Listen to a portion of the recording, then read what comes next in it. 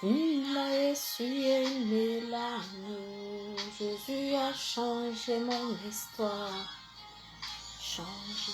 Oh là là, je n'ai pas pu éteindre la lumière au salon. Là, je m'excuse, un moment, j'arrive.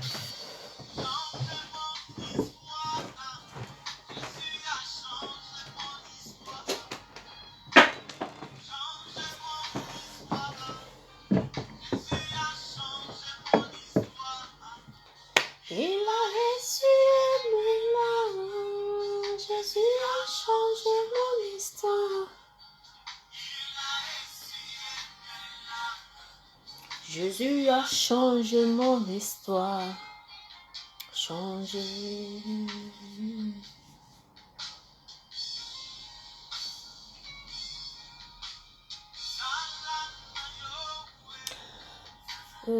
Bonjour.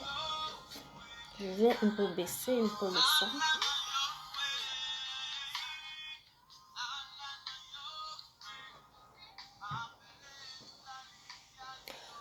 Bonjour, je me présente, je m'appelle Marie-Michel.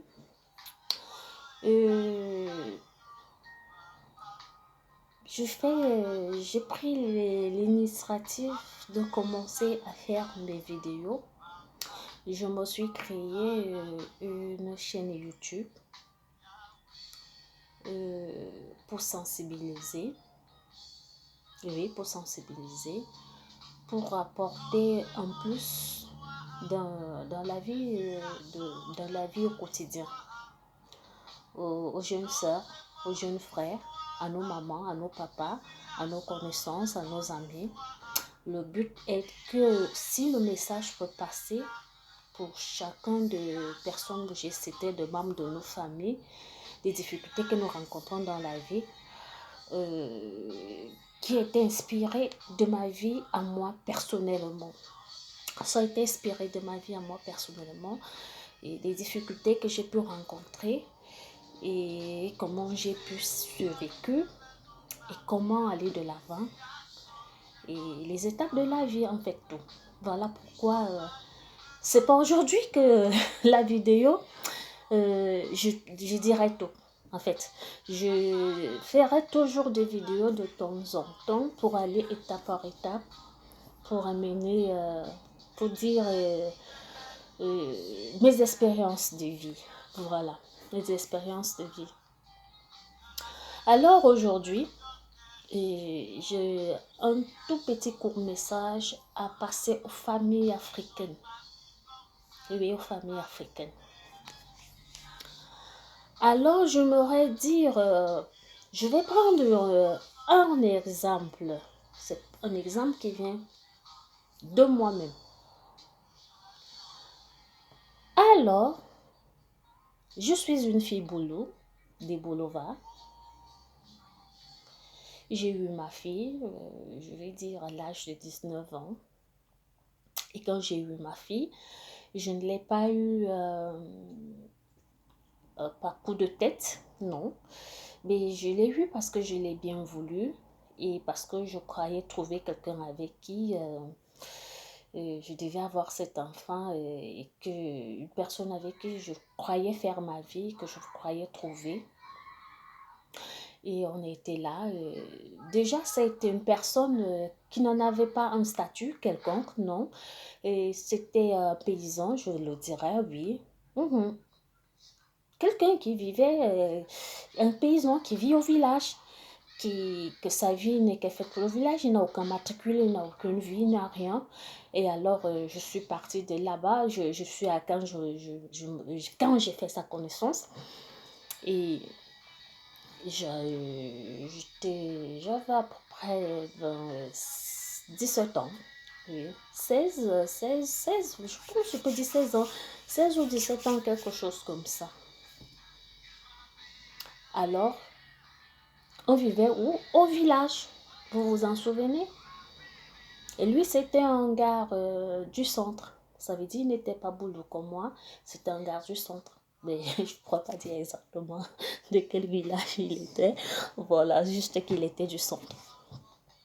Alors, une fille qui a grandi comme moi, que franchement, je venais pas d'une famille, franchement, ouf, non. Je venais d'une famille très chrétienne, où papa était pasteur. Et non seulement on a eu vraiment une éducation, vous savez, quand nous venons des familles chrétiennes, on a franchement d'éducation chrétienne. Franchement, c'était ça pour moi. Et je me suis mise avec lui, on était là. Vous vous imaginez la vie du village? Pour vivre, il faut faire des champs. Oui, si tu veux t'acheter le lait de toilette, ça base du champ, tu fais des champs, des maniocs. Vous savez tout ce qu'il faut faire un champ avec. Bien sûr que je n'étais pas encore douée, mais je me battais parce qu'on ne devient pas forgeron d'un seul coup, on ne devient pas expert, on n'a pas... comment je pourrais employer ce mot, des compétences. C'est au fur et à mesure qu'on a des compétences. Ça veut dire que c'était une toute première expérience pour moi que j'ai vécue dans ces villages. Et donc, je m'adaptais comme je voyais aussi des gens faisaient, les femmes qui faisaient, les femmes qui veulent, si tu dois s'occuper de toi, parce que le mari ne travaille pas, lui il vit au village, vous êtes au village, donc vos ressources viennent de la forêt, vos ressources viennent de la terre. Voilà, donc si tu ne mets rien sur la terre, ne t'attends à voir rien du tout. Et voilà, c'était comme ça que j'ai toujours vécu. Et je vous assure que ça n'a pas été facile pour moi. Hein. La maman du gars, elle a commencé le tribalisme. Ah, les filles boulot ne partent jamais en mariage. Les filles boulot ne restent jamais en mariage. Ah, franchement, tu ne vas pas rester ici chez moi. Franchement, tu n'as pas de place ici chez moi. Franchement, tu n'es pas la bienvenue. Franchement, tu ne viens d'une famille, on ne reconnaît pas ta famille de nulle part. Tu n'es rien. Vous pouvez imaginer pour certaines personnes qui sont pauvres.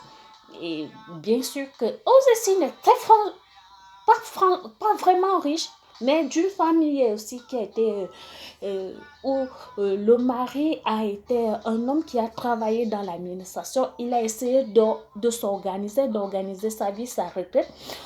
Au pauvre, vous savez, dans des villages, quelqu'un qui a travaillé, il a construit sa maison de village, bien, il a équipé, comme si vous étiez en ville, en fait. Vous comprenez ça? Et alors, cette femme, ça lui prenait vraiment la tête. Donc, elle croyait que quand certaines personnes viennent de là où je venais, et ça veut dire, je viens en profiter. Qu'est-ce que je viens en profiter vu que ton fils ne travaille pas? Ton fils ne fait rien du tout. On vit grâce à la terre. On vit parce qu'il faut faire des champs. Et cette femme, elle m'a détestée. Je vous promets, hein. Cette femme m'a fait voir de toutes les misères. Si petite que j'étais, si jeune que j'étais.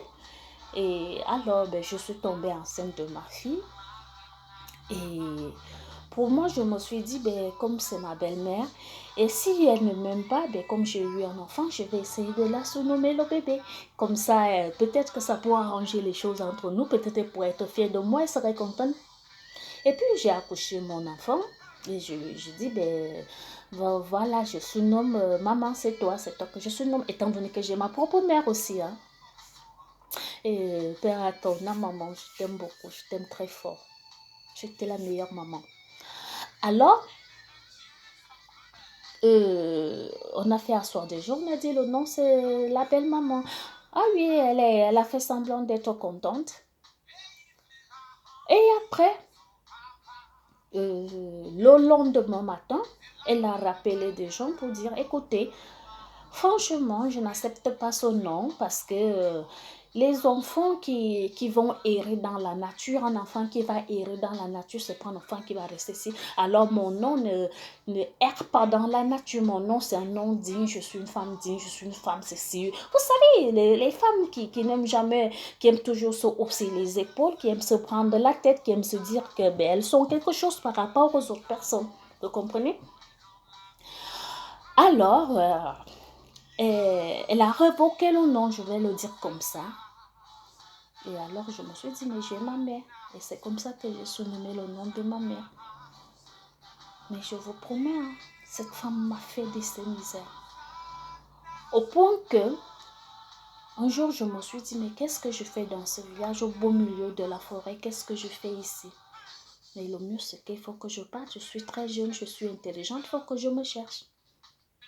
Vous savez, quand on n'a pas eu, franchement, une famille qui peut te soutenir, mon père, il est décédé très tôt, ma mère aussi, pareil. Donc, j'étais pas vraiment bien, pas de tante, pas des oncles. Franchement, j'étais comme ça.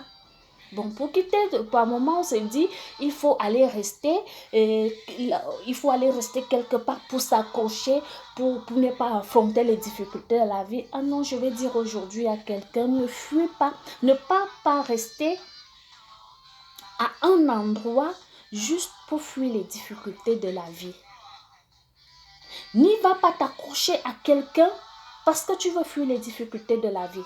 Parce que tu penses que tu ne peux pas t'en sortir. Et pourtant tu as du potentiel. Et pourtant tu as le charisme. Et pourtant tu as des qualités.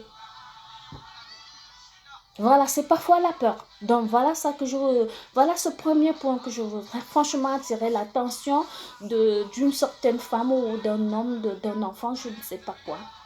Et comme je suis partie de là, mais je vous assure, hein, ça n'a pas été facile. Ça n'a vraiment pas été facile. Quand je dis facile, ça n'a pas été facile. Alors je suis partie.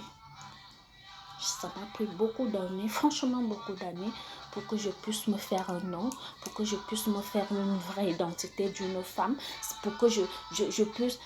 J'ai eu toutes sortes de moqueries. Toutes sortes de moqueries. Et comme Dieu, il est grand. Le message que je vais passer aujourd'hui aussi, c'est que, quel qu'en soit dans la vie, ayons confiance en Dieu. Croyons-en Jésus-Christ. Croyons-en Dieu. Il est capable de changer des ténèbres en lumière. Il est capable de ôter les rochers, de les déplacer d'un endroit à l'autre. Et ça a été comme ça dans ma vie. Et alors, le Seigneur a fait de moi cette belle femme que vous voyez aujourd'hui, cette belle femme qui brille aujourd'hui. Alors, le message que j'aimerais passer aux parents, quand vous avez déjà eu des enfants, tu reconnais que ton enfant, il n'a pas été à l'école. Ton enfant, il n'a aucun matricule nulle part. Mais toi, tu imposes la règle, tu imposes le style de femme que ton fils doit avoir. Ce n'est pas tel style de femme, c'est tel genre de femme. C'est une femme éwondo qui doit aussi venir épouser mon fils. Tu t'en vas prendre cette femme. Est-ce que tu crois que cette femme que tu es allé prendre là, c'est elle qui va changer la vie de ton fils? Et aujourd'hui, cette femme, elle a été là. Qu'est-ce qu'elle a fait? Qu'est-ce qu'elle est devenue? Qu'est-ce que ton fils est devenu, maman, mes chères mamans? Apprenez à prendre vos belles filles, que ton fils, sûrement celle que la première qu'il a amenée, c'était sûrement la meilleure et la bonne. Ah oui, nul n'est parfait. Mais elle, je crois qu'elle serait peut-être une bonne fille, une bonne belle fille pour toi, une fille. Mais tu l'as repoussée, tu l'as jetée. Et aujourd'hui, où en sommes-nous? Qu'est-ce que tu fais maintenant? Et de quoi continuer à pleurer? Et de quoi pleures-tu? Tu n'es pas satisfait de celle que ton fils a ramenée. Et pourquoi? Aimez les femmes que vos fils amènent. Viens vous présenter. Si possible, rééduquer ces filles, ces enfants, vos filles, vos belles-filles. Une femme qui accepte de venir faire le champ, tenir là-haut de ses mains. Combien de fois si ton fils a été ministre, s'il a été un simple enseignant, s'il a été un simple policier, je pense que vous l'aurez fini avec la vie de cet enfant. Ah non, des chères mamans, des chers parents. Acceptez vos belles-filles, acceptez vos beaux-fils. Parce que ce n'est pas celui qui est pauvre que vous refusez, que pour lui, celui qui est riche qui va venir épouser votre fille, qui sera le meilleur. Non. Peut-être vous allez le regretter. Quand vous allez le regretter, ça ferait franchement déjà trop tard. Alors, j'aimerais dire aux parents d'accepter les choix de leur enfant. Voilà. La suite des vidéos, je vous ferai toujours des petites vidéos. J'ai commencé, je me suis dit, pourquoi pas, si j'ai rencontré plein de difficultés dans la vie, il faut que j'essaye un peu d'en tirer, de sensibiliser aussi. Alors, c'est Marie-Michel. Je vous souhaite une très très bonne soirée. Je vous aime bien et à très bientôt.